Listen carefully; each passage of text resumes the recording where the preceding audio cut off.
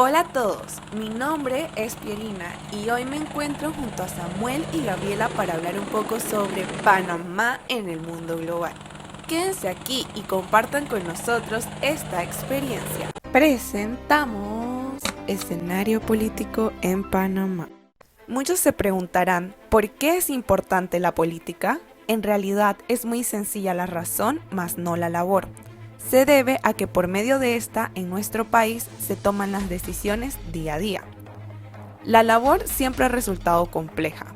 No es ahora que los partidos rivales se enfrentan por sus diferentes ideales, ni tampoco son los actuales partidos los que han permanecido en la historia. En 113 años, Panamá ha tenido 130 partidos políticos. ¿Y qué han dejado? Analicemos nuestra historia para comprender un poco de estas peculiaridades. Cuando Panamá aún estaba unida a Colombia, se encontraba dividida en dos partidos que gobernaban el territorio, el liberal y el conservador. Los conservadores defendían la propiedad terrateniente, la no disolución del matrimonio, las escuelas religiosas, la desigualdad y protección de derechos de la Iglesia.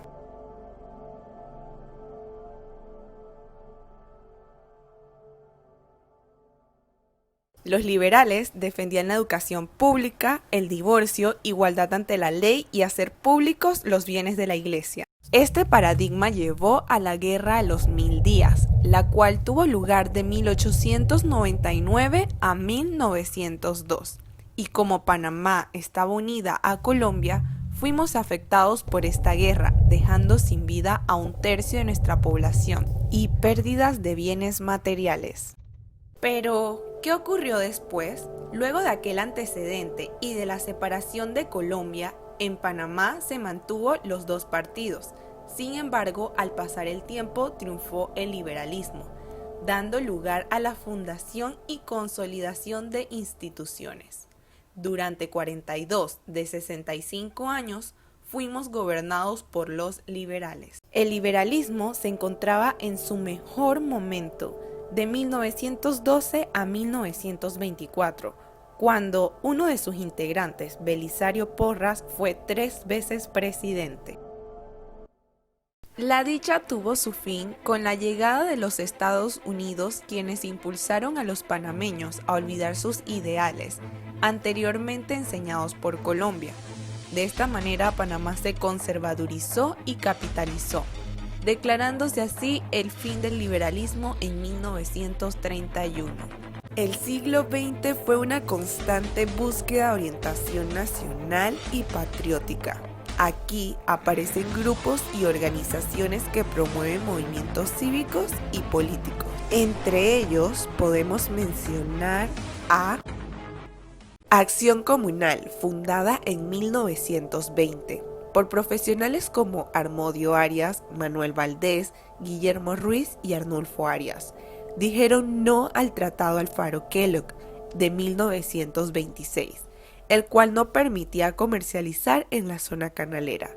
También dijeron no a la intervención de los Estados Unidos en asuntos internos y no al alza de alquileres. Entre otras organizaciones que surgieron se encuentra el Partido Comunista de Panamá, fundado en 1930. Ellos influyeron en los movimientos sindical y campesino. También fundaron la Federación de Estudiantes en 1943. Por otro lado se encuentra el Partido Socialista de Demetrio Porras, quienes buscaron la reforma agraria, y el grupo trotskista, cuyos integrantes pertenecieron a cargos políticos sin olvidar sus ideales de justicia y equidad. Todos luchaban por la soberanía. Con un antecedente como Frente Nacional de la Juventud, ya para 1940 aparece el Frente Patriótico, cuyo ideal era más soberanía, menos corrupción. En 1945 publican su síntesis doctrinal, ofreciendo una garantía de desarrollo nacional. Ellos dijeron no al convenio Philos-Hines, el cual buscaba una cesión a Estados Unidos por 10 años. Gracias al presidente Alcibiades Arosemena y su plan de Concordia Nacional, Los del frente obtuvieron cargos políticos, aunque luego renunciaron a estos por sentirse utilizados. Este honorable movimiento, que quiso ser partido, llegó a su fin en 1952, cuando Remón Cantera, contrincante del candidato apoyado por el frente, fue electo presidente y les exigió contar con 40.000 inscritos, tal como lo exigía la ley. El fin fue definitivo luego de que Jorge Ilueca, jefe del partido, renunció a su cargo por irse a estudiar al exterior sin dejar algún suplente a ser diputado.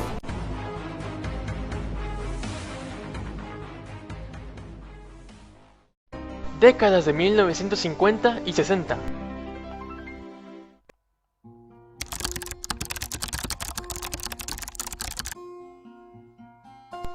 Empezando con 20 años de huelgas, golpes de Estado y lucha por la soberanía, está el golpe de Estado de 1951 en contra de Arnulfo Arias y la toma de poder de José Antonio Remón Cantera en 1952. El gobierno de Remón Cantera destaca por la negociación y firma del Tratado de Mutuo Entendimiento y Cooperación, Remón-Eisenhower, que nos llevó un paso más cerca a la igualdad. Aunque el presidente José Remón Cantera fue asesinado días antes de la firma del tratado.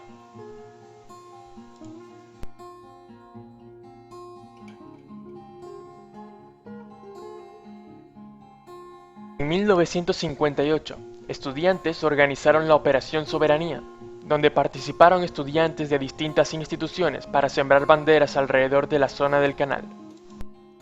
Al año siguiente se dio la Marcha Patriótica, una protesta pacífica reprimida por la policía del canal, resultando en numerosos heridos.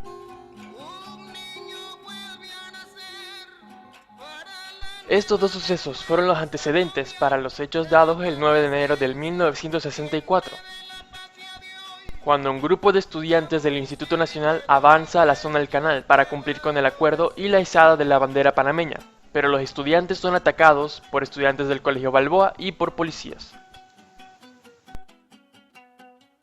Estas manifestaciones y choques provocaron la ruptura de las relaciones con Estados Unidos, hasta que se decidió reanudarlas y negociar el Tratado Robles-Johnson, que entre otras cosas derogaría el Tratado Haibuno-Varila de 1903. Pero con diversos puntos que no beneficiaban a Panamá, como la ocupación militar. Este tratado fue rechazado por la Asamblea después de la presión ejercida por protestas en su contra. También cabe mencionar las protestas de trabajadores y profesores del 65 y las manifestaciones en contra del gobierno por la muerte de Juan Navas Pájaro en el 66. Todos los sucesos de estos 20 años culminaron en el golpe de Estado de 1968.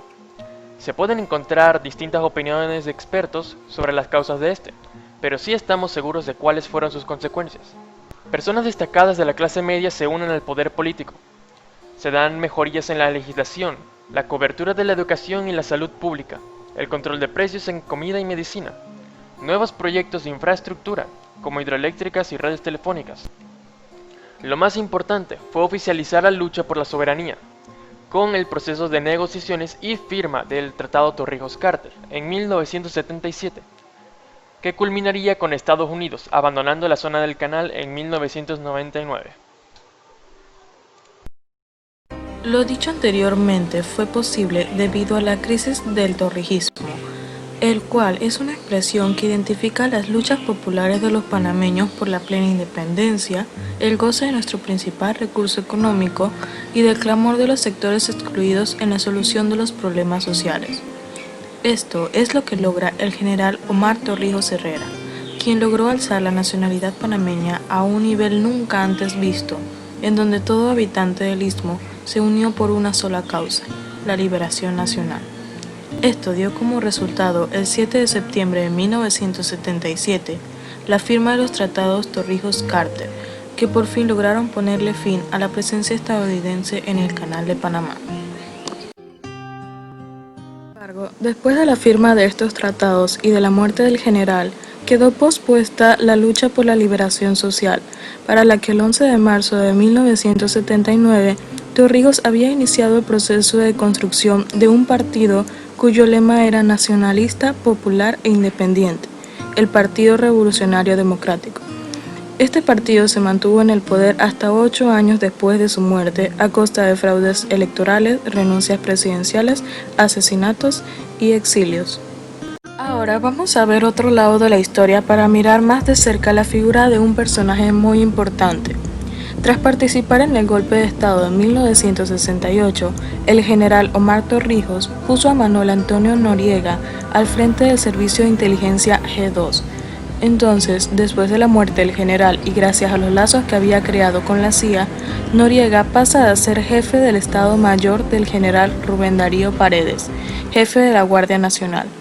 Luego de que Paredes dejara su cargo para dedicarse a su candidatura presidencial en 1983, Noriega lo sucede y se queda con la dirección de la Guardia Nacional. El mandato de este general arruina los planes de liberación social de Torrijos y desencadena la invasión de 1989 de los Estados Unidos hacia Panamá, con consecuencias como la prohibición de huelgas a los trabajadores del Canal de Panamá, lo que viola el Código de Trabajo que ni siquiera se aplicaba a ellos, la compra de armas del Estado a los Estados Unidos para controlar las manifestaciones públicas, la militarización del país con más de 12 bases militares dirigidas por el ejército estadounidense, atentando contra nuestra soberanía e intimidando a la población fronteriza por las recurrentes violaciones a sus derechos. La destrucción de los sectores primario y secundario con los tratados bilaterales de libre comercio, desapareciendo las barreras de protección y disminuyendo los aranceles. El empobrecimiento de los servicios de salud y educación, haciendo que haya cada vez más hospitales sin suficientes medicamentos ni doctores, o escuelas en ranchos donde los profesores ni siquiera les pagan. La proliferación de las drogas, el pandillerismo y el tráfico de armas, el lavado de dinero en el centro bancario de Panamá y en el desarrollo inmobiliario, que se vuelve inaccesible para la clase trabajadora, quienes quedan marginados en la periferia. Debido al aumento del lavado de dinero en Panamá, el país se convirtió en un paraíso fiscal, lo cual significa que es un territorio cuyo régimen tributario es especialmente favorable a los no residentes. Por lo tanto, muchos ciudadanos y empresas se domicilian en dicho territorio con fines legales, aun cuando no vivan ahí. Esto causó que Panamá recibiera presiones de la OCDE, la Organización para la Cooperación y el Desarrollo Económicos, por no colaborar en su lucha contra el lavado de dinero.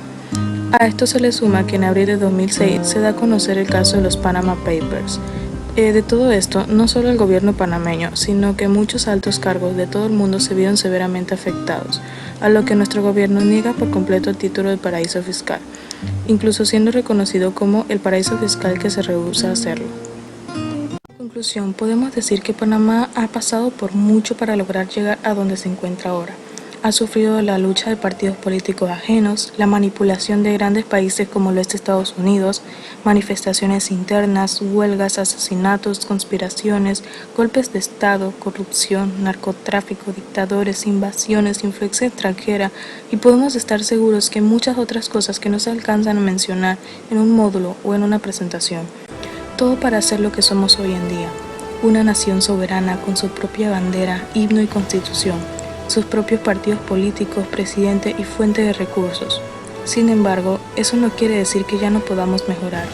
Los sucesos del pasado han dejado muchos estragos en la nación que nos corresponde a nosotros, como la siguiente generación, enmendar. Debemos formar un país independiente y estable que no tambalee ante las presiones de los que quieran verlo caer.